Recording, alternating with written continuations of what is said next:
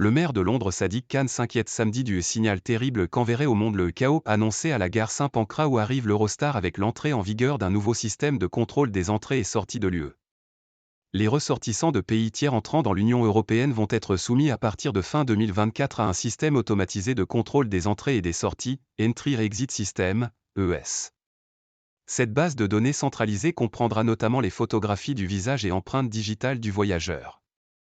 Le mois dernier, un comité parlementaire britannique avait alerté sur les retards importants, jusqu'à 14 heures selon eux, que l'ES pourrait entraîner aux frontières. Et en particulier à la gare londonienne de Saint-Pancras où arrivent les trains Eurostar, liaison ferroviaire essentielle pour la capitale.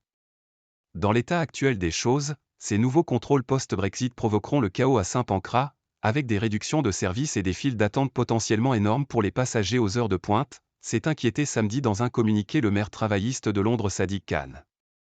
Il appelle le gouvernement à ne pas se laver les mains de cette conséquence directe du Brexit, qui enverrait un signal terrible aux touristes et aux entreprises du monde entier, alors que l'économie londonienne se remet à peine de l'impact de la pandémie de Covid-19.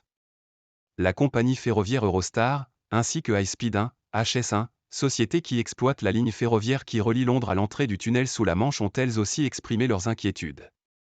Eurostar a estimé que le nouveau système avait été davantage conçu pour les aéroports que pour les terminaux situés en gare.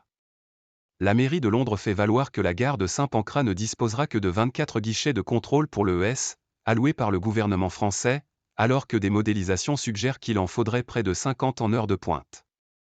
Les ministres doivent désormais offrir à HS1 et à Eurostar tout le soutien dont elles ont besoin pour résoudre ces problèmes de toute urgence. Les réductions de services et les délais plus longs ne sont tout simplement pas une option, a insisté Sadiq Khan.